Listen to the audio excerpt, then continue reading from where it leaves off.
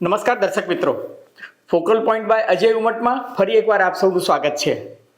અમેરિકામાં રાષ્ટ્રપ્રમુખ પદે બેસતાની સાથે જ ડોનાલ્ડ ટ્રમ્પે જાણે તરખાટ મચાવ્યો છે અને તમે જુઓ કે બેફામ નિવેદનબાજી એમની શરૂ થઈ ગઈ છે અને સાથોસાથ એમણે પોતાના નિર્ણયોનું અમલીકરણ કરવા માટે પણ પોતાના વહીવટી તંત્રને સૂચના તો આપી દીધી છે અને એના ભાગરૂપે બે વસ્તુ થઈ છે. એક, એ એકદમ આક્રમક રીતે કહે છે કે જન્મજાત નાગરિકતા જે છે એને હું સાખી નહીં લઉં અને ટ્રમ્પ એવું કહે છે કે અમેરિકામાં જો મા બાપ પૈકી કોઈ એક વ્યક્તિ અમેરિકી નાગરિક ન હોય અથવા તો મા બાપ જે છે અમેરિકામાં પરમેનન્ટ ન વસતા હોય તો એવા બાળકો અમેરિકામાં જન્મ્યા હોય તો પણ એમને હું નાગરિકતા નહીં આપું. પરંતુ આજે એક એટલો મહત્વનો ડેવલપમેન્ટ થયું છે કે અમેરિકાની અદાલતે ટ્રમ્પના આદેશને 14 દિવસ માટે રોકી દીધો છે. ટ્રમ્પની નીતિ પર 14 દિવસ માટે સ્ટે આપ્યો છે અને કહ્યું છે કે આ ટ્રમ્પનો જે એક્ઝિક્યુટિવ ઓર્ડર જે છે એ તદ્દન ગેરબંધારણીય છે અને એનો અર્થ એ ટ્રમ્પ માટે પ્રથમ ગ્રાસે મક્સિકા જેવી હાલત થઈ છે કે ટ્રમ્પનો જે સૌથી પહેલો અને સૌથી મહત્વકાંક્ષી નિર્ણય હતો એને જ અમેરિકાની અદાલતે સ્ટે આપી દીધો છે. એક એ અને બીજી મહત્વની વાત એ છે કે ડોનાલ્ડ ટ્રમ્પે નક્કી કર્યું છે કે અમેરિકામાં જેટલા પણ ગેરકાયદે ઇમિગ્રન્ટ્સ, એના શબ્દોમાં કહીએ તો ઘૂસણખોરો, એ બધાની એ હકાલપટ્ટી કરવાના છે અને આજે પહેલા રાઉન્ડમાં 538 ગેરકાયદે ઘૂસણખોરોની હકાલપટ્ટી કરી પણ દીધી છે, જેમાં મહદઅંશે ક્રિમિનલ પણ છે, એક ટેરરિસ્ટ પણ છે અને બીજા ગેરકાયદે ઘૂસણખોરો પણ છે. ભારતના લગભગ 18,000 જેટલા અવૈધ નાગરિકો, કારણ કે ભારતના વિદેશ મંત્રાલયે સ્વીકાર કર્યો છે કે અમારા 18,000 જેટલા લોકો ગેરકાયદે અમેરિકામાં વસી રહ્યા છે. એ 18,000 ઉપરાંત લગભગ 7.25 લાખ જેટલા ભારતીયો કે જે ગેરબંધારણીય રીતે અમેરિકામાં ઘૂસી ગયા છે એ લોકોની પણ ઘર વાપસી કરવાનો ડોનાલ્ડ ટ્રમ્પનો પ્લાન છે અને ડોનાલ્ડ ટ્રમ્પ માને છે કે લગભગ 2.5 કરોડ જેટલા લોકો અમેરિકામાં ગેરકાયદે વસે છે. અને આ તમામ મુદ્દે આવનારા દિવસોમાં શું થશે? શું ડોનાલ્ડ ટ્રમ્પે પોતાની પોલિસીમાં યુટર્ન લાવવો પડશે, જેવો યુટર્ન એને H1B વિઝામાં લાવવો પડ્યો છે? આ તમામ મુદ્દાઓની ચર્ચા આજે આપણે કરીશું ફોકલ પોઈન્ટ બાય અજય ઉમટમાં. પરંતુ એ પહેલાં મારી આપ સૌને નમ્ર વિનંતી છે કે જો તમને ફોકલ પોઈન્ટ બાય અજય ઉમટનો આ એપિસોડ ગમે તો મહેરબાની કરીને લાઇક કરજો, શેર કરજો, સબસ્ક્રાઇબ કરજો અને હા, પેલું બેલ આઇકોનવાળું બટન સબસ્ક્રિપ્શન માટેનું વિના મૂલ્યે દબાવવાનું ભૂલતા નહીં, જેથી અમારા બીજા વિડીયોઝ આવે તો એના નોટિફિકેશન્સ તમને મળતા રહે. તો ધન્યવાદ.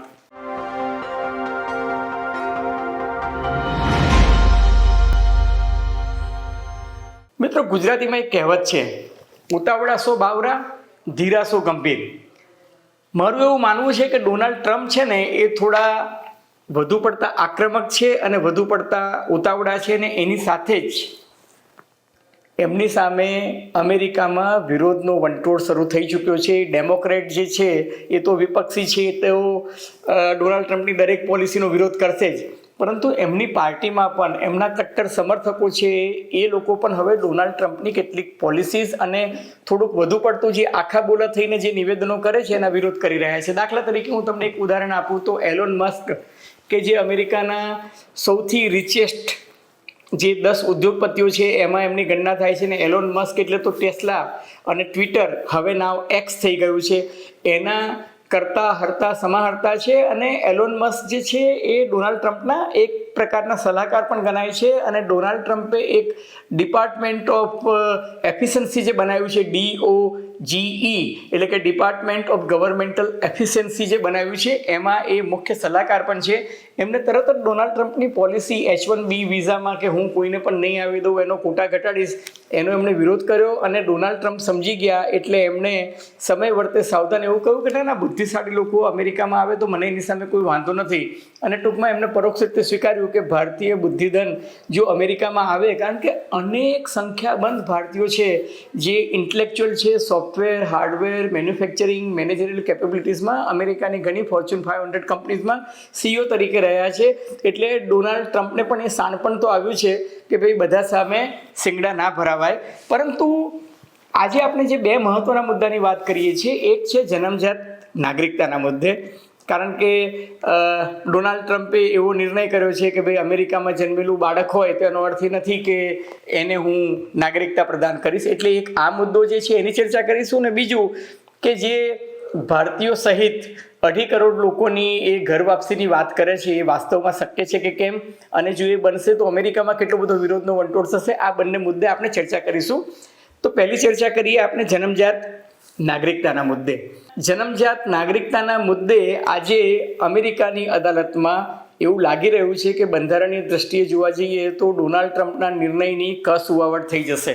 આ કસુવાવડ શબ્દ હું એટલા માટે વાપરું છું કે તમે છાપાઓમાં પણ વાંચ્યું હશે કે અમેરિકામાં ડોનાલ્ડ ટ્રમ્પે જ્યારથી જાહેર કર્યું છે સત્તા પર બેસતાની સાથે કે 1 મહિના પછી મારો એક્ઝિક્યુટિવ ઓર્ડર જે છે અમલમાં આવશે, ત્યારથી એવું કહેવાય છે કે અમેરિકાની સંખ્યાબંધ પબ્લિક અને પ્રાઇવેટ હોસ્પિટલમાં સિઝેરિયન કરાવવા માટે બહેનો લાઈન લગાવીને ઊભી છે, એટલા માટે કે 1 મહિનાની અંદર જો થઈ જાય તો નવા કાયદા અનુસાર એ લોકોના સંતાનને અવૈધ અમેરિકી નાગરિક નહીં ગણાય. એટલે જે જૂની પરંપરા અને પ્રણાલી અનુસાર જે ચાલી રહ્યું છે એ પ્રમાણે લોકો જે છે પોતાની ડિલિવરી વહેલી સિઝેરિયન રૂપે કરાવીને પણ પોતાના સંતાનને ત્યાં જન્મ આપવા માંગી રહ્યા છે.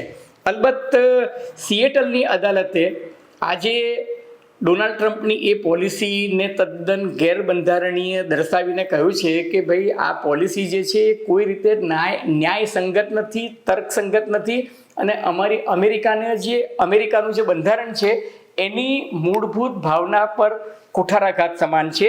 એટલે સિએટલની અદાલત જે છે એને વચગાળાનો 14 દિવસનો મનાઈ હુકમ આપ્યો છે અને એને એવું કહ્યું કે ડોનાલ્ડ ટ્રમ્પ જે છે ને એ અમેરિકામાં સિટીઝનશીપ એટલે કે નાગરિકતાને રીડિફાઇન કરી રહ્યા છે, એની નવેસરથી વ્યાખ્યા કરી રહ્યા છે. અને પ્રથમ દિવસે એમને જે રીતના આદેશ કરી દીધો, પણ ફેડરલ જજ કોગેનર જે છે એ રોનાલ્ડ રીગન કે જે રિપબ્લિકન પ્રેસિડેન્ટ હતા એના વખતમાં અપોઇન્ટ થયેલા એક બહુ સિનિયર અને મેચ્યોર્ડ જજ છે. એને એવું કીધું, રિપબ્લિક જજ છે કારણ કે અમેરિકામાં પણ છે ને જજો ઉપર એક પ્રકારના લેબલ લાગેલા હોય કે આ રિપબ્લિકન જજ છે, આ ડેમોક્રેટ જજ છે, આ સેન્ટર છે, આ ન્યુટ્રલ છે, આ લેફ્ટિસ્ટ છે, આ રાઇટિસ્ટ છે, અને એવું ત્યાં જાહેરમાં ચર્ચાતું પણ હોય છે.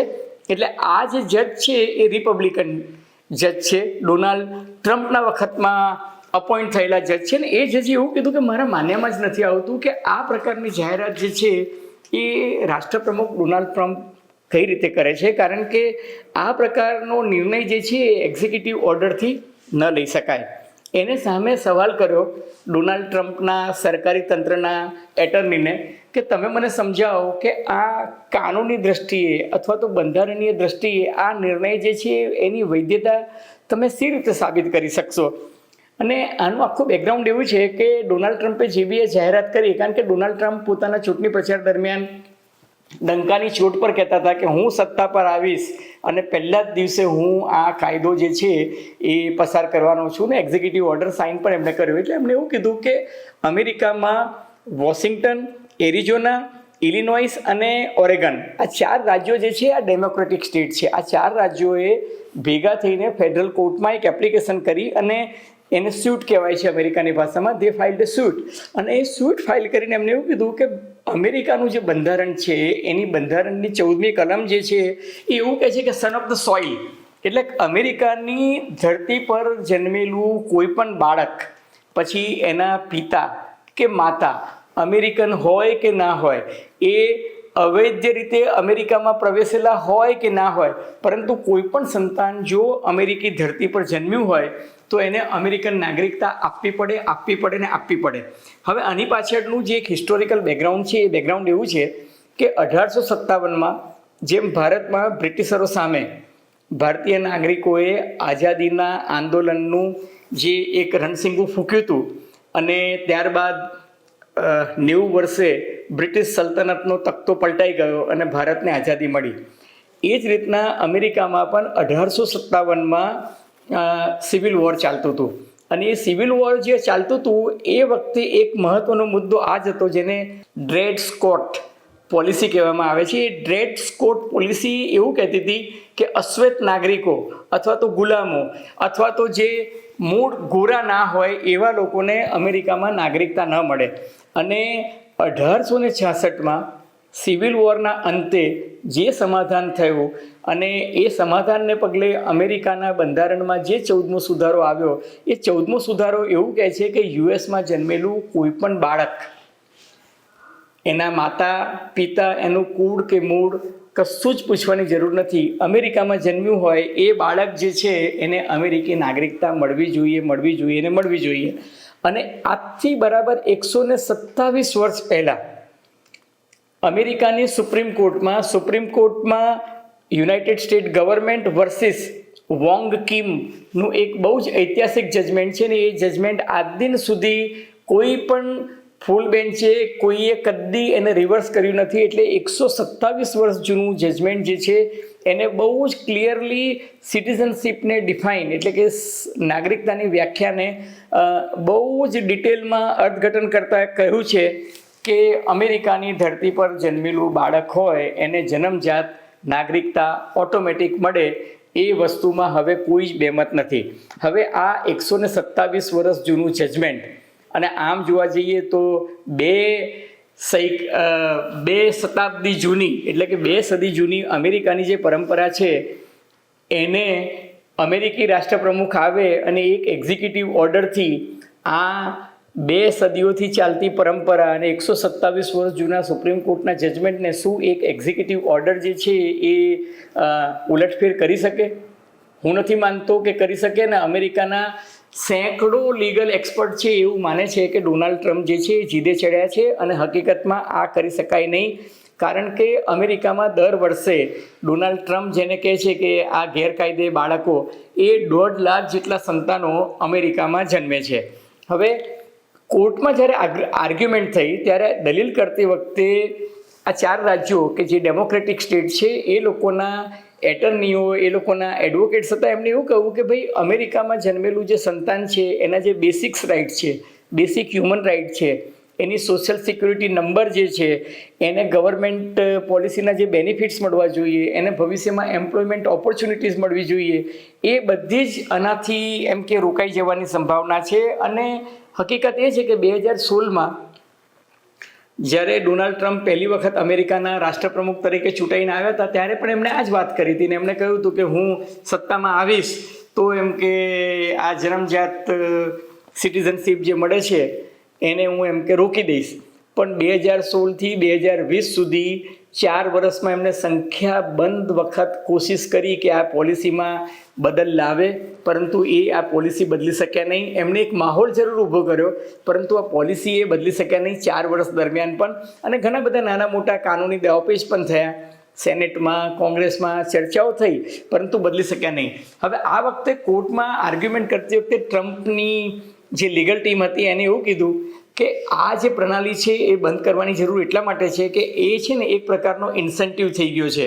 કે ભારતમાં પણ તમે જોયું હશે કે ઘણા બધા પરિવારો જે છે એ પોતાની દીકરાઓને કે દીકરીને અમેરિકા મોકલી દે છે સુવાવડ માટે અને પછી ત્યાંથી બચ્ચું જન્મે એટલે એની સિટીઝનશીપ અમેરિકાની કન્ફર્મ થાય ત્યાર પછી ઇન્ડિયા પાછા આવે છે. અને આ જ પેટર્ન જે છે એ દુનિયાના ઘણા બધા દેશોના લોકો જે છે અમેરિકામાં અજમાવે છે. એટલે ડોનાલ્ડ ટ્રમ્પનું તંત્ર જે છે એવું કહે છે કે આ એક પ્રકારનું ઇન્સેન્ટિવ થઈ ગયું છે કે અમેરિકામાં આવી અને બચ્ચું પેદા કરવું અને પછી એના આધારે મા બાપ જે છે એ સિટીઝનશીપ લેવાની કોશિશ કરે છે. બીજું એ કહે છે કે એના કારણે સરકારી તિજોરી પર એમ કે ભારણ આવે છે અને સરકારી તિજોરી પર બોજ તો પડે છે પરંતુ ઇમિગ્રેશન પોલિસી કે જે ડોનાલ્ડ ટ્રમ્પ સંપૂર્ણપણે સુધારવા માંગે છે એનો આ એક હિસ્સો છે. એટલે એક પ્રકારના રિફોર્મ્સ છે એવું એમને અદાલતને સમજાવવાની કોશિશ કરી અને એમને એવું કીધું કે લગભગ 36 જેટલા રિપબ્લિકન કોંગ્રેસમેન જે છે, જેમ આપણે ત્યાં ધારાસભ્ય છે અથવા તો સંસદ સભ્યો છે કે જેને આપણે બંધારણીય દ્રષ્ટિએ કહી શકાય કે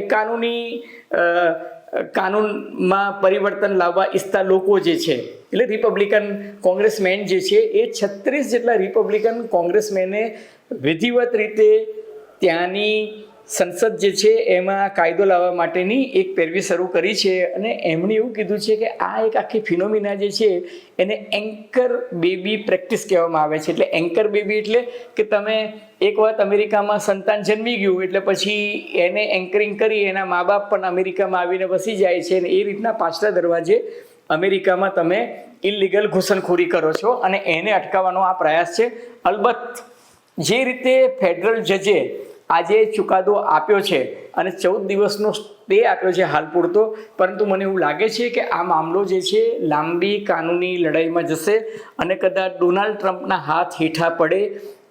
એનો અર્થ એ કે ડોનાલ્ડ ટ્રમ્પની જન્મજાત સિટીઝનશીપ રોકવાની જે પોલિસી છે એની કસુવાવડ થાય તો નવાઈ પામવા જેવું નથી. હવે બીજા મહત્વના મુદ્દાની વાત કરીએ, અને બીજો મહત્વનો મુદ્દો છે ઇમિગ્રેશન જે છે એ પોલિસીમાં જે ડોનાલ્ડ ટ્રમ્પ કડકાઈથી અમલ કરી રહ્યા છે. અને આજે હું જ્યારે આ વિડીયો બનાવી રહ્યો છું, શુક્રવારે સાંજે ડોનાલ્ડ ટ્રમ્પે લગભગ 538 જેટલા ઇલીગલ ઇમિગ્રન્ટ્સ કે જે પહેલી ખેપમાં પકડાયા છે એને 4 રાજ્યોમાં દરોડા પાડ્યા છે એમના ડિપાર્ટમેન્ટે. એક ન્યુયોર્ક, એક શિકાગો, એક બોસ્ટન અને સાન ફ્રાન્સિસ્કો. એમાંથી સૌથી વધુ જે પહેલા જથ્થામાં લોકોને જે દેશ નિકાલ કર્યો કે હકાલપટ્ટી કરી કે દેશવટો આપ્યો, એમાં નેવાર્ક અને ન્યૂ જર્સીના વધારે લોકો છે. એમાંથી મોટેભાગના લોકો અમેરિકી પ્રશાસનના કહેવા અનુસાર ક્રિમિનલ છે, એક તો ટેરરિસ્ટ પણ છે, અને મોટેભાગના પુરવાર થયેલા ઇલીગલ ઇમિગ્રન્ટ્સ એટલે કે ગેરકાયદે અમેરિકામાં ઘૂસી ગયેલા લોકો છે.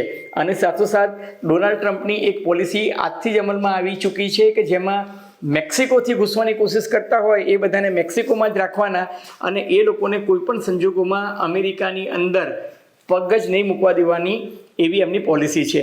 હવે જે સૂત્રો કહે છે એ સૂત્રો પ્રમાણે અમેરિકાની custom and border protection force જે છે એને 2 દિવસની અંદર જે બધા દરોડા પાડ્યા એમાં 5400 લોકોને પકડ્યા છે.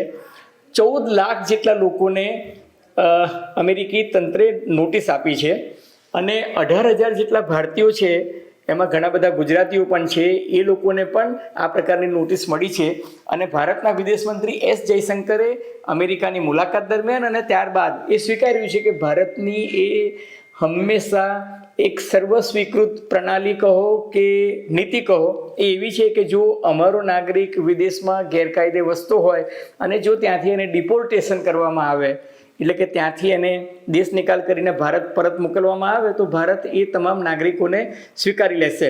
એટલે અમેરિકાએ અત્યારે 5,000 જેટલી ફ્લાઇટ્સ તૈયાર રાખવાની એક આખું લોજિસ્ટિક બનાવ્યું છે. અને અમેરિકન એરફોર્સના C-17 અને C-130S એટલે કે એ પ્રકારના જે એરફોર્સના જે પ્લેન છે કે જેને જમ્બો પ્લેન કહી શકાય છે, માલવાહક જહાજ છે, એમાં આ બધા લોકોની લગભગ 5,000 જેટલી ફ્લાઇટ્સ એ લોકોએ લોજિસ્ટિકલી તૈયાર રાખવાનું નક્કી કર્યું છે કે જેથી એ લોકોને દેશ નિકાલ કરી શકાય. અને ટ્રમ્પે પોતાના ચૂંટણી પ્રચારમાં કહ્યું હતું કે અમેરિકામાં જેટલા લોકો ઇલીગલ હશે એ બધાને હું કાઢીશ અને એક્ઝિક્યુટિવ ઓર્ડર એમણે સાઇન કરી દીધો છે.